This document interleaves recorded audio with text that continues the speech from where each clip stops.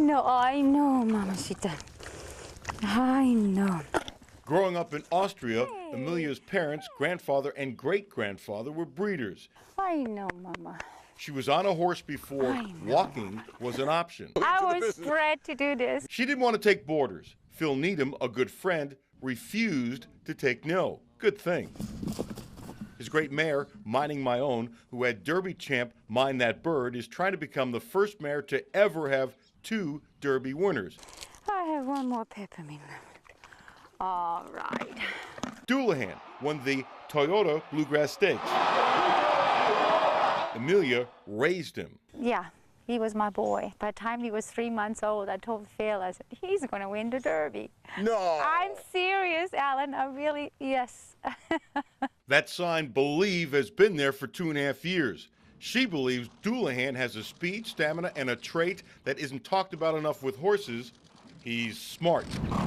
When we broke him, he was like, exercise, eat, sleep, lay down. He was Mr. Cool. We always called him Ali. We always called him after Muhammad Ali. If you don't believe in divine intervention, this might change your mind. Emilia believes that Doulahan is going to win the Kentucky Derby, and when that happens, he'll have some extra help. Yes, I do. So you believe your boyfriend will help you win the Derby? You know, it's just a little divine intervention always helps. Bonatera Farm was George Brunacini's. He bred Flower Alley, who ran in the Derby. It's only fitting Say, I'm a star, I'm a star, I'm a star, yes. that Flower Alley's kids are at the farm he left to his girlfriend. Emilia lost George on August 27th, 2006. Comair Flight 5191. The thought of winning the Derby for George is important. This is going to be special.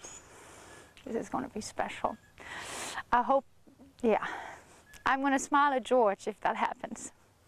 I waited for a long time, sorry. And sorry. No, don't. You're fine. When you go inside the barn, you can't miss George, smiling only because Emilia was tickling him for the picture. To me, he's still here. He's just watching over us and guiding us, and I always tell my boys if they don't do the right thing, he's watching, make sure they're doing it right. Your boys, your horses. Yeah.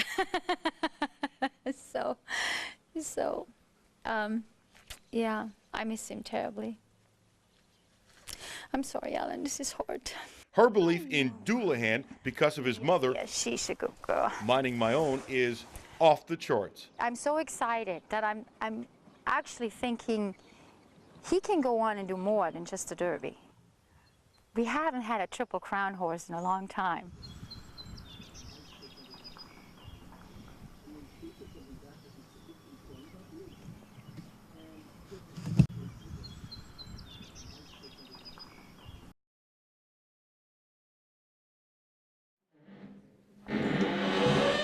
An urban legend. I know it's supposedly haunted. A cryptic tale. Yeah, there's a few rumors, I'd say. This thriller of a story at Transylvania University has had students buzzing It's pretty creepy. for more than a century. I know that he's buried in there somewhere. But like any good mystery, the facts are few and far between and constantly evolving. The documented events detailed in newspapers dating back to the 1800s.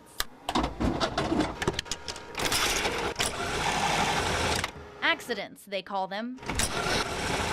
Fires. But were these unhappy coincidences or something more? The answer, some say, lies here in the tomb of Constantine Rafinesque. Naturalist and philanthropist, born Constantinople, 1783. And a professor at Transylvania from 1819 to 1826. He was a botanist. He also studied languages. He was very brilliant. Rafinesque was credited with discovering about 60 plants and animals throughout his career. He was always off in the field and was never in class to teach, which is what he'd been hired to do. And he could be very eccentric. President Horace Hawley had had enough. Rafinesque was fired. In later years, he wrote that when he left the college with curses on it. And so began the curse. A year later, President Hawley resigned, and he died of yellow fever while at sea. Rafinesque moved back home to Philadelphia, where he later died in 1840. He was laid to rest in an unmarked grave, something a group of students and faculty wanted to change. So his remains were brought back here in 1924. The curse continued. There was a fire in Old Morrison in 1969. Shortly after, the university began to have a little fun with the legend of Rafinesque. Each year, 4 students are chosen to spend the night here inside the tomb, and supposedly that keeps the curse away for 7 years. I'd like to stay there one night, you know, be one of the 4 that goes in there and just stays with them. I might be a little scared.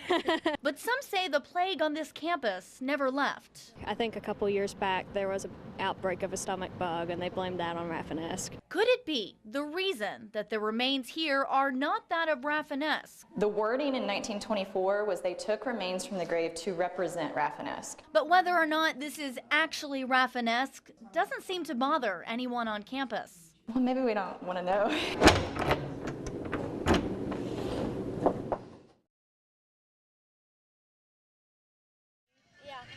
Students. Yeah.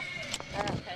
That's yours. $3. You can feel the energy. There's your ticket. Hopefully a win tonight for the Cougars and all the way to the state tournament.